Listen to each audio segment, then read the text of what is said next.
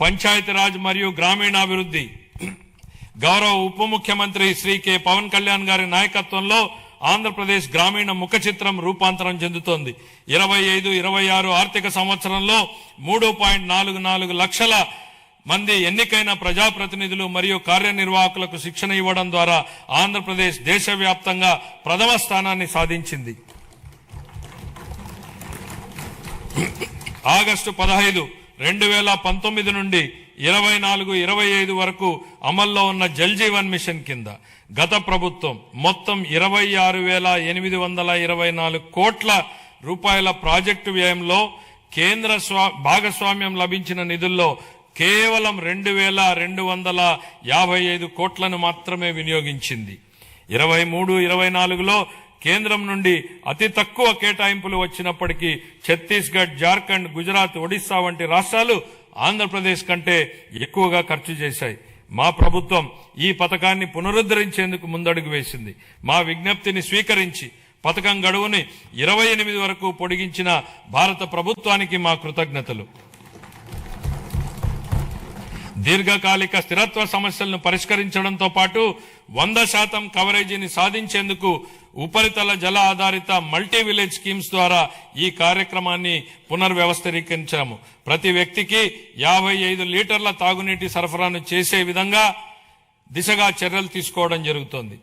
గ్రామీణ అనుసంధానతను బలోపేతం చేస్తూ 4,000 కిలోమీటర్లకు పైగా గ్రామీణ రహదారుల పనులు చేపట్టడం జరిగింది.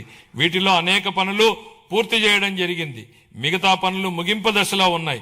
దీని ద్వారా దూర ప్రాంతమైనటువంటి గ్రామాలలో మార్కెట్ ప్రాప్తి, ఆదాయ వృద్ధి మరియు ఆర్థిక స్థిరత్వం మెరుగుపడుతోంది.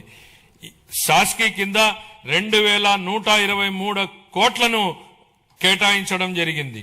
26-27 ఆర్థిక సంవత్సరానికి పంచాయతీ రాజ్ మరియు గ్రామీణాభివృద్ధి శాఖకు 22,942 కోట్లను కేటాయించాలని నేను ప్రతిపాదిస్తున్నాను.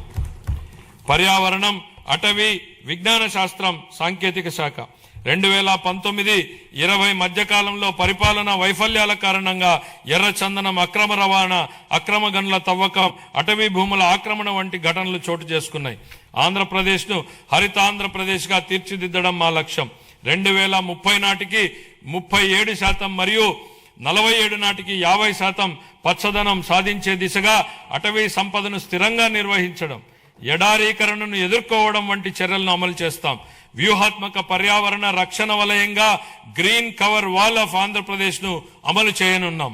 26-27 ఆర్థిక సంవత్సరానికి పర్యావరణం, అటవీ, విజ్ఞాన శాస్త్రం, సాంకేతిక శాఖకు 714 కోట్ల రూపాయలను కేటాయించాలని నేను ప్రతిపాదిస్తున్నాను.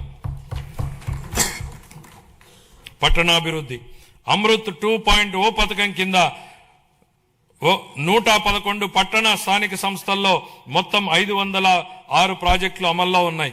అదనంగా UIDF, AIB సహకారంతో చేపట్టినటువంటి ప్రాజెక్టులు కూడా పురోగతిలో ఉన్నాయి. ఈ ప్రాజెక్టులన్నింటికీ 2027 డిసెంబర్ నాటికి పూర్తి చేయాలనే లక్ష్యంతో ముందుకు సాగుతున్నాం.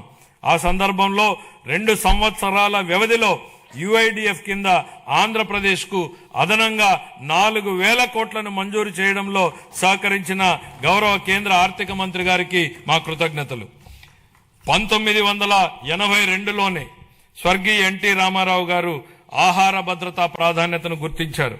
అదే స్ఫూర్తితో మా ప్రభుత్వం 204 అన్నా క్యాంటీన్లను నిర్వహిస్తోంది.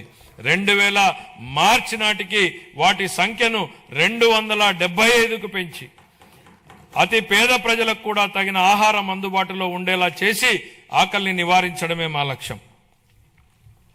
విశాఖపట్నం మరియు విజయవాడ వంటి ప్రధాన నగరాల్లో ఆధునిక మెట్రో రైలు వ్యవస్థలో ప్రయాణించే కల త్వరలో సాకారం కానుంది. ప్రధానమంత్రి ఆవాస్ యోజన, ఎన్టీఆర్ నగర్స్ కింద ఆర్థికంగా బలహీన వర్గాలకు చెందిన కుటుంబాలకు 25 లక్షల గృహ పట్టాలు, ఇళ్లను అందించి సొంత ఇంటి కలను నెరవేర్చడమే మా ప్రభుత్వ లక్ష్యం. అమరావతి ప్రజల రాజధాని. మా ప్రజల రాజధాని అమరావతి అభివృద్ధికి మద్దతు అందించిన గౌరవ ప్రధానమంత్రి శ్రీ నరేంద్ర మోడీ గారికి హృదయపూర్వక కృతజ్ఞతలు. ఆంధ్రప్రదేశ్ శాశ్వత రాజధానిగా అమరావతికి చట్టబద్ధత హోదా కల్పించే ప్రక్రియ ప్రారంభించినందుకు ఆయనకు ప్రత్యేక ధన్యవాదాలు. వివిధ ఆర్థిక సంస్థల ద్వారా స్వయం సమృద్ధి నమూనాలో నిధులను సమీకరించి పనులను వేగవంతంగా ముందుకు తీసుకెళ్తున్నాం.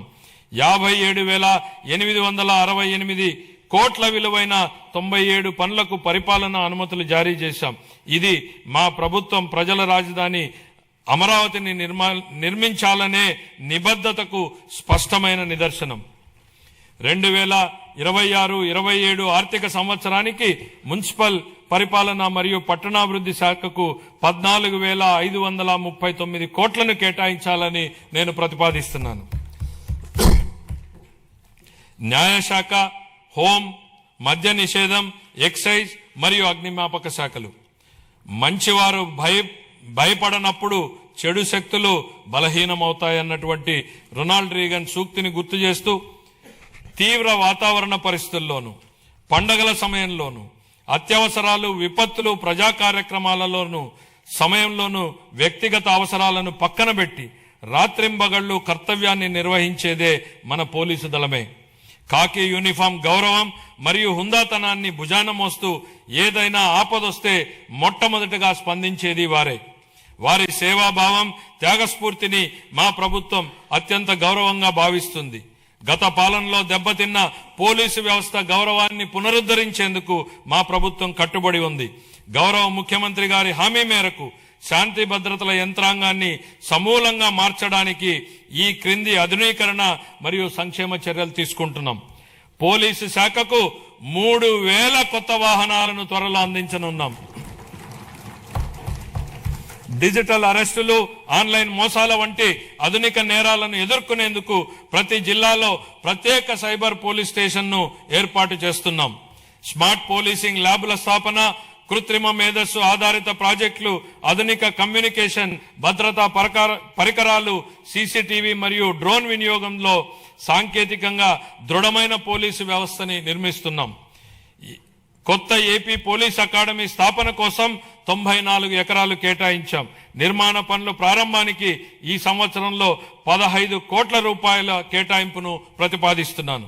శ్రీకాకుళం, రాజమండ్రి, ప్రకాశం, చిత్తూరు జిల్లాల్లో 4 కొత్త ఇండియా రిజర్వ్ ఏపీఎస్పీ బెటాలియన్లను ప్రారంభించి 3,920 పోస్టులను మంజూరు చేశాం. పౌర పోలీసు నిష్పత్తిని మెరుగుపరిచేందుకు 5,757 స్టైఫండరీ కేడెట్ ట్రైనీ కానిస్టేబుళ్లను నియమించాం. శిక్షణ సమయంలో వారికి ఆర్థిక మద్దతుగా నెలవారీ భత్యాన్ని 4,500 నుండి 12,000 వరకు 3 రెట్లు పెంచినట్లు గౌరవ ముఖ్యమంత్రి గారు ప్రకటించారు. అమలు చేయడం జరుగుతోంది. పోలీసు సిబ్బందికి బకాయి ఉన్న టీఏడీఏలు, సెలవు సంబంధిత బకాయిలు, వైద్య రీయింబర్స్మెంట్లు తదితర చెల్లింపుల కోసం దాదాపు 500 కోట్లను విడుదల చేశాం. పోలీస్ కానిస్టేబుల్ నుంచి డీజీపీ వరకు 20 లక్షల నుండి 45 లక్షల వరకు ఉచిత బీమా కవరేజీ కల్పించే గ్రూప్ పర్సనల్ యాక్సిడెంట్ ఇన్సూరెన్స్ పథకాన్ని పునరుద్ధరించాం. గత 5 ఏళ్లలో విస్తరించిన గంజాయి సమస్యను ప్రత్యేక విభాగం ఈగల్ ద్వారా మరియు డ్రోన్ల వినియోగంతో కట్టడి చేస్తున్నాం.